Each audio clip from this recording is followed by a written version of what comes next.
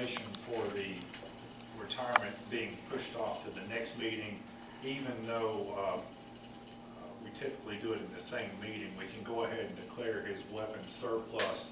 He is not currently actively employed by the city, and that will not create a problem. We'd like to just go ahead and get that on the agenda, get that done. Okay. Anything else? Where are we with the bids for the fire hall and the property on Main Street? The property on Main Street, we're in discussions with the developer is being proposed. As discussed at the last pre-meeting workshop on the fire hall, we sent letters of rejection to both bidders. So, And that reason was? we had two proposals. One was very well developed in terms of the development plans. It had almost no cash in the deal. The other one was all cash and no development proposal in the deal. So neither one of them really met the spirit of the development. That was the reason for us recommending. When we reject something like that, I would like to know why we reject it. Yeah, and we discussed that at 4 o'clock 2 weeks ago.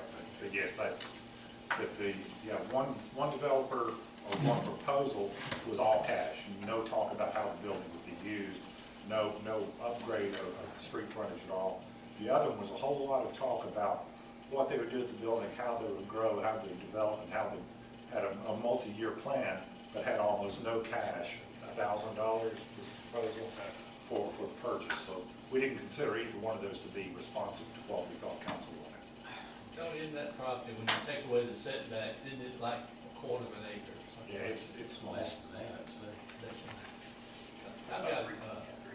I talked to a real estate guy the other day that knows the fellows developing the old Gluck Brothers problem, drain thing. He appears to be extremely wealthy. 3 airplanes, one on the helicopter, look at the coal mine. But anyway, you can see he's got the means to develop that property. And do you know what his plans are? Is it the site graded and then sell? That, as far as I know, that's all that I've heard, is that he sold off the one corner for the car wash, and the rest of it is just getting the site ready for be able to build on it. I don't know. He made a lot of headway on it. Yes, it's looking a lot better. And you know, I haven't noticed the chicken plant being over this year. None. We've been staying with them, trying to get them to pay attention, but I think they are being more effective. I talked to the guy that used to operate cleanup down there in the maintenance of it. He is now the operator of the wastewater plant. I talked to him a long time, and he explained to me exactly what the problem is. Inside the plant, there's no odor, because there's nothing in there but blood and chicken. It's a crap, and it's outside, and it's all because they hadn't cleaned it up. Inside can't produce any odor. There's nothing to produce odor. I've been in there when the motor. So it's not cleaning up the extra that's on the outside, on the trailers and stuff like that. Yeah. But I believe I don't smell it. I think they are doing a better job. So that would make a huge difference for that property over there. You're right about that. There wouldn't be no restaurants over there, but that would be a huge improvement from our stance if that thing does get developed. Yeah, and like you said, it's starting to really shake up. I wouldn't want to buy it. I wouldn't build You on make that. him an offer. Huh? You'd make him an offer. I didn't make him an offer, no. I can't afford one each of them. But I think you're right. The previous coal miner we had did not have the resources that the current coal miner has. The way prices are going, Gary, it'll develop. It's just too nice a piece of property. Somebody will buy it. Yeah. On the Burwell contract, that's along the lines of what we had to do with SFM, where we subsidized. This is almost entirely because when we did the change for the fire marshal, we extended the months they had to work on the project. I would like to ask when we're going to have our next work session on that, on the fees and things. Because Probably, we're likely to have it in August, is the game plan.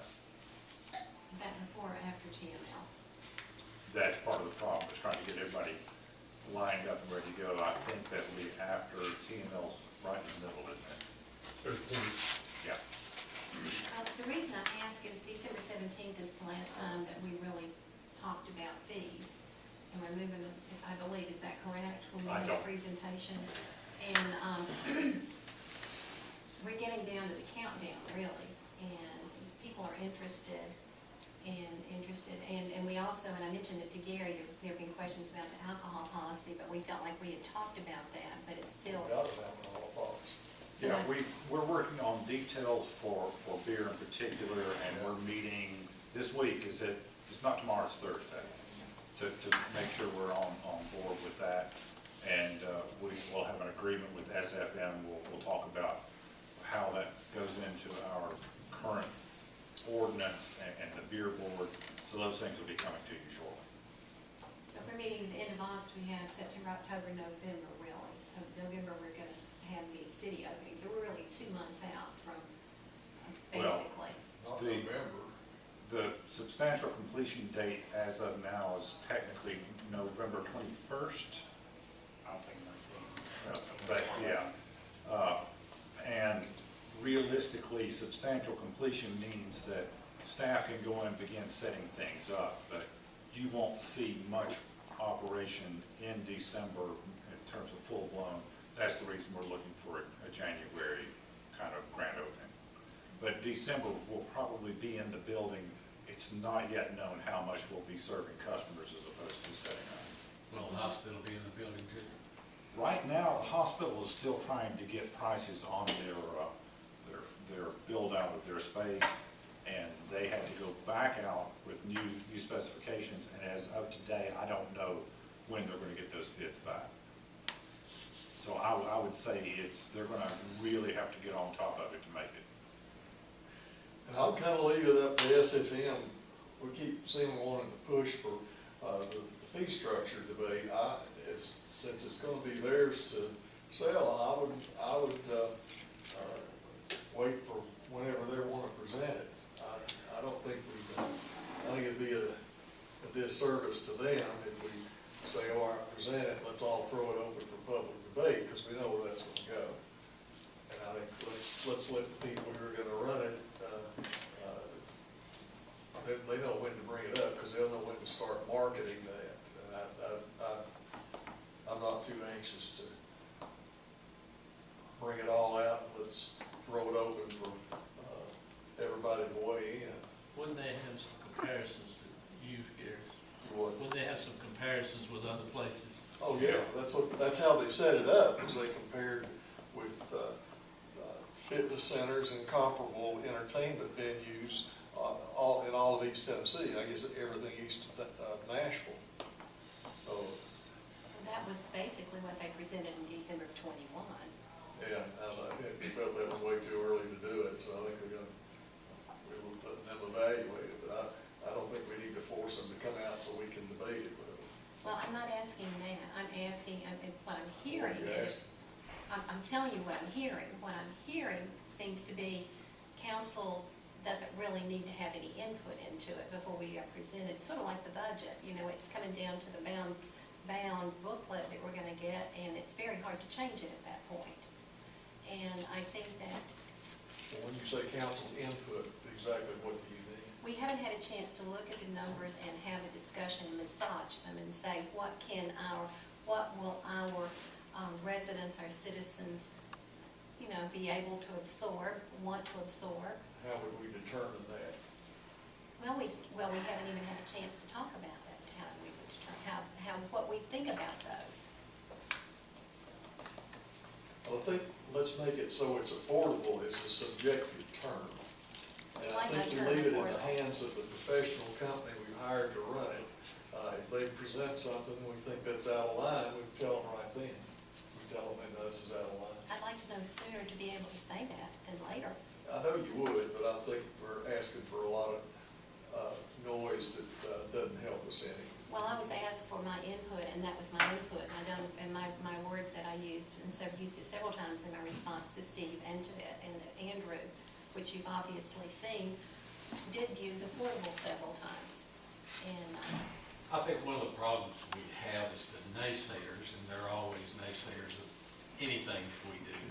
The naysayers are trying to portray it as if it's a country club for a certain group of people in town, and that's not what the council is building, and that's not what the purpose of it to begin with, and it's not the purpose of it today. Yeah, I think that group of Citizens Against Virtually Everything,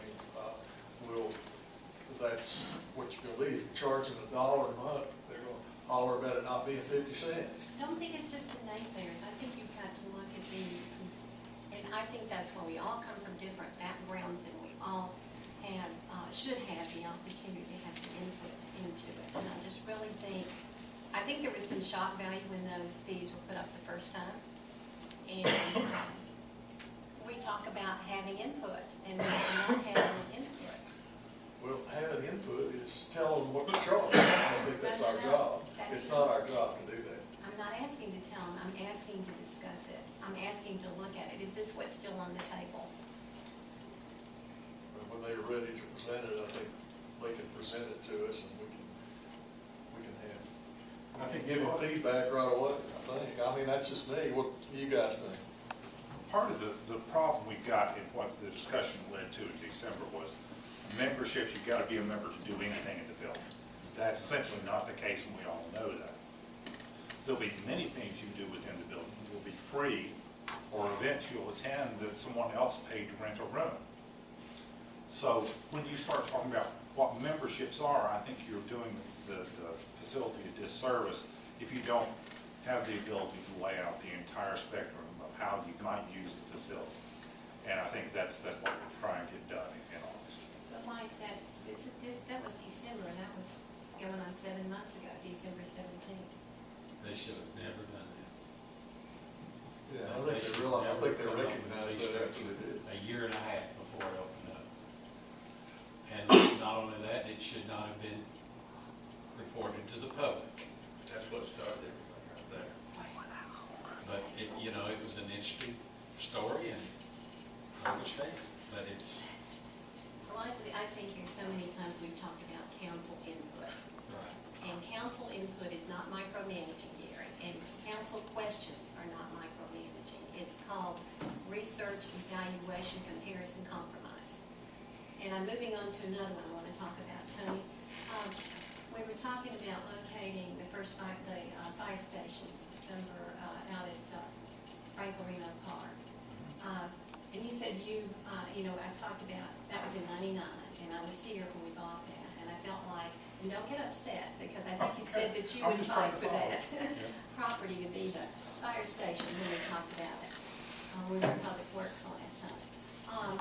I think it would be a good idea if we surveyed that property. I don't think it's been surveyed, because I got some maps to show where the disc golf course that comes up along the back of that property, to make sure that property is not encumbered in any way by one of the premier disc golf courses that we have.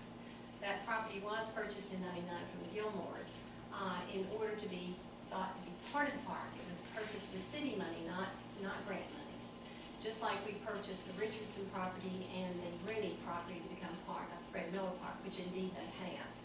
And just like we purchased, the Jollies purchased 2 houses and hope we do a first right of use on the others to become part of the park. In looking at that and looking at the plats and looking at the map that is not official, but does show it doesn't look like it encumbers, or the disc golf course comes in. I think that the fire station location there would be the best and highest use for that property, because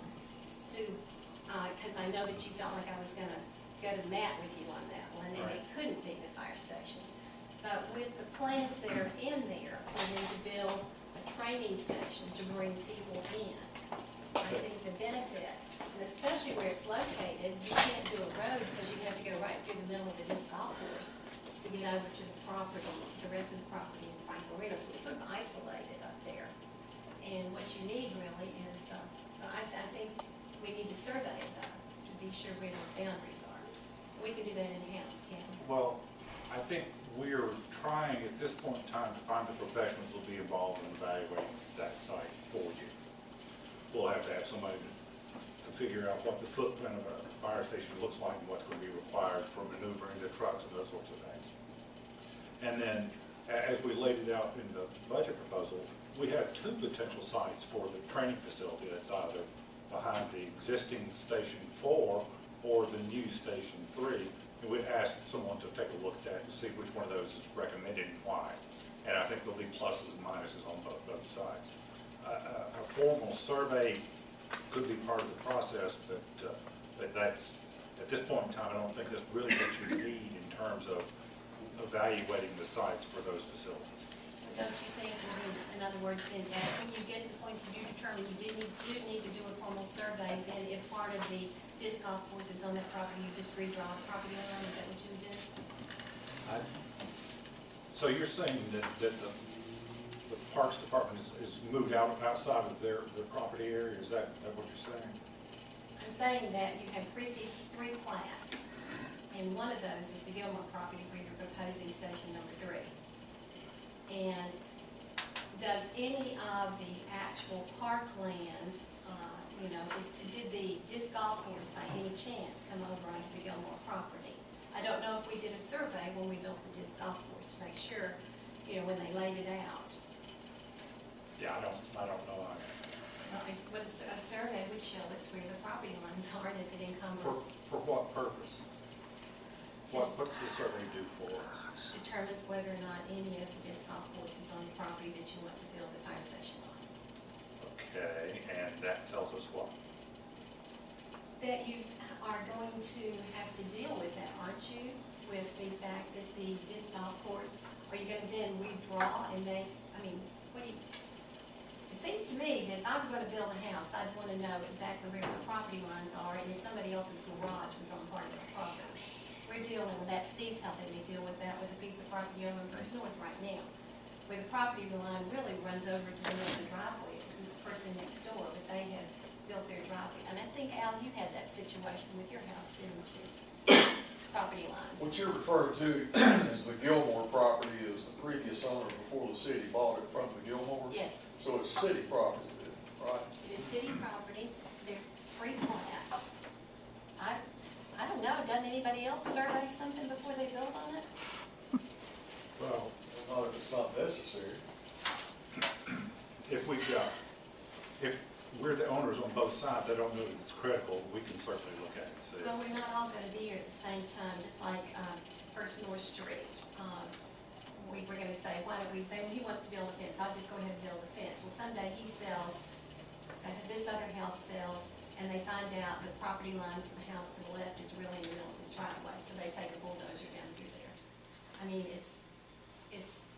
you don't need to do something that you can answer on the front. It seems to me like a simple answer if we do surveys in-house, we do them all the time, that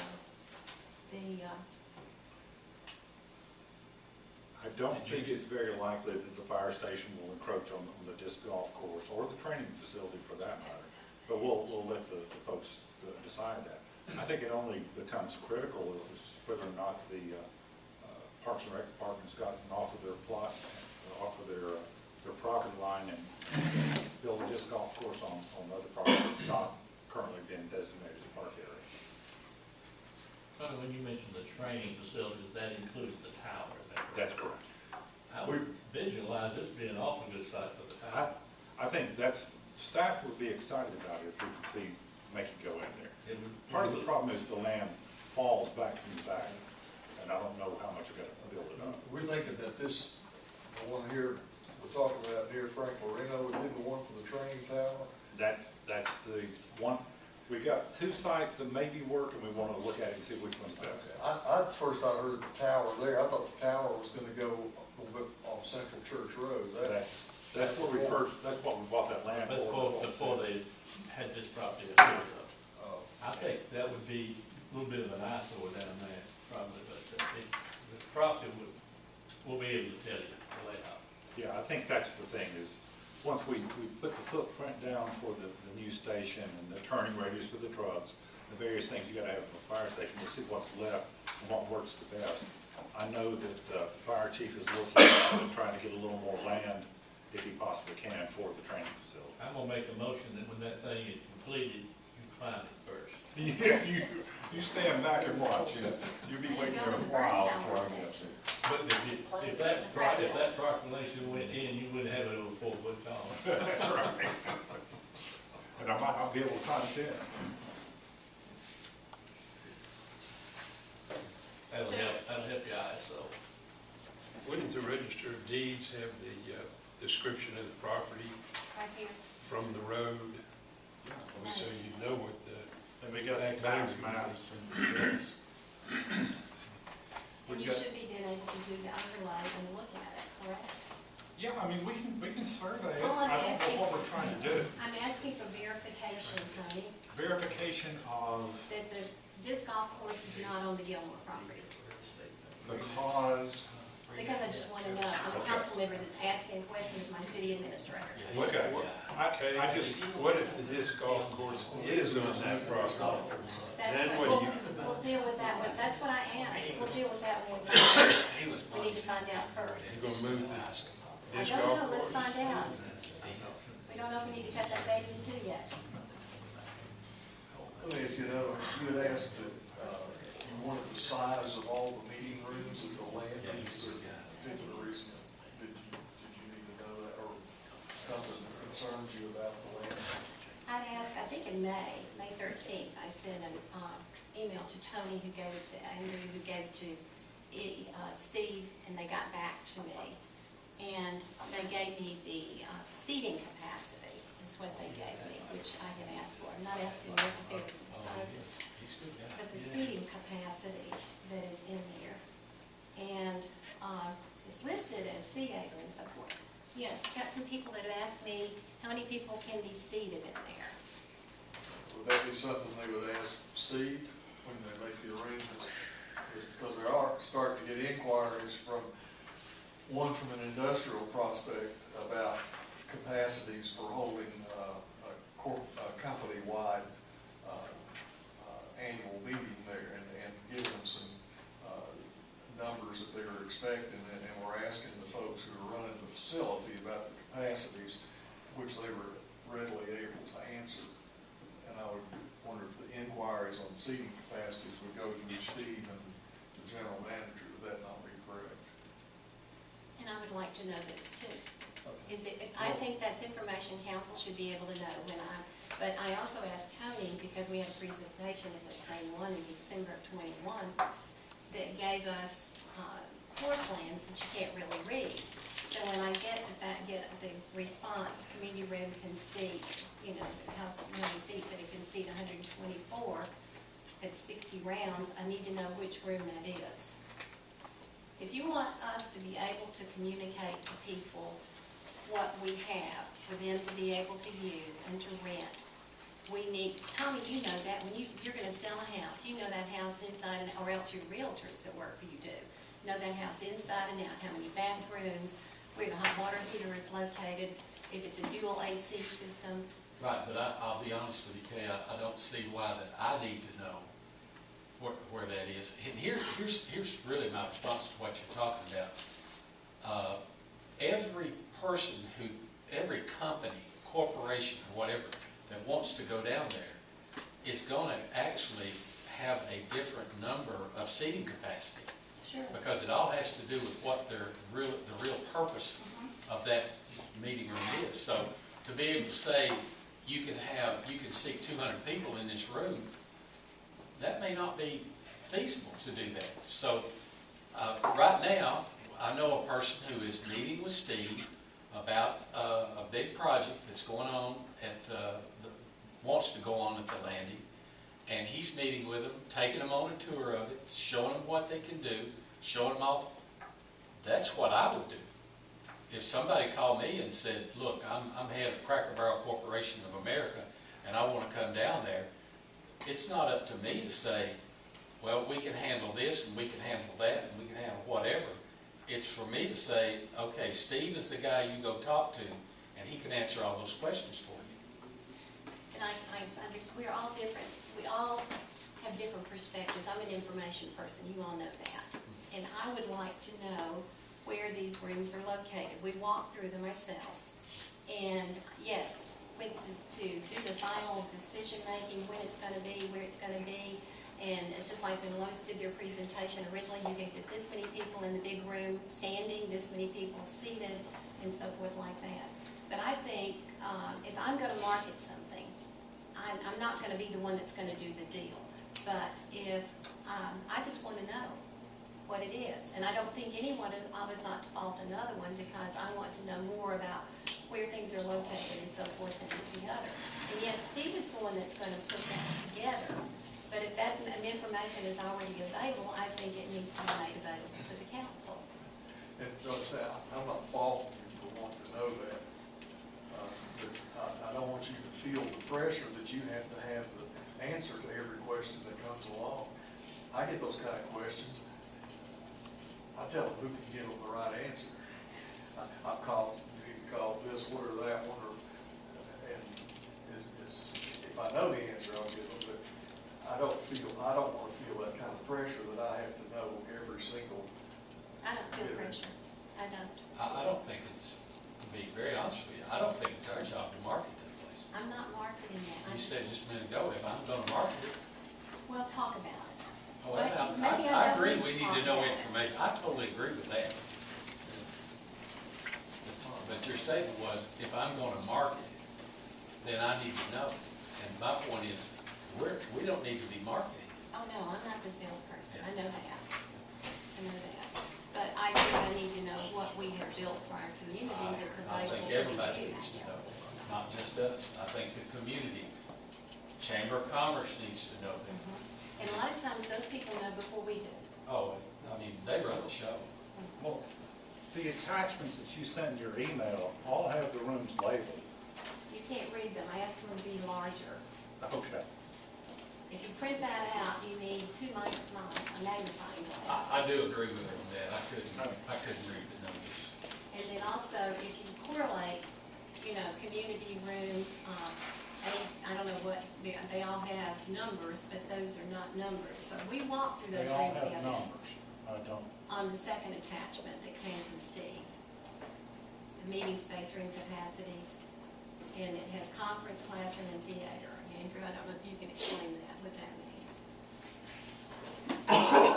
All right, community room is labeled on the drawings, terrace. What is it you don't know about which you need? They've got their meeting room ties back to the building plans. Then you and I just need to sit down and make a bigger copy of that, is what we need to do. And then you need to put like an A here and there. We'll get it. Are we really naming part of that? What? Are we really naming part of that Do you understand? community center after we? I hope not. I don't want nothing named after me in the city. Thank you. Would you put that in writing, please? I will. Sign it with capital letters. Sign it in blood if you don't mind. No, you ain't getting my blood. You done tried to tear up my land. Getting that blood. You don't wanna go I can there. stir up more trouble, You can't don't, yes, you can. It's like when you told me you saw our twin sister. With your I know promotion, it. I had one. She died. On rows, chairs, as opposed to maybe I guess we're adjourned. we? We are. Main thing is don't let people upset you.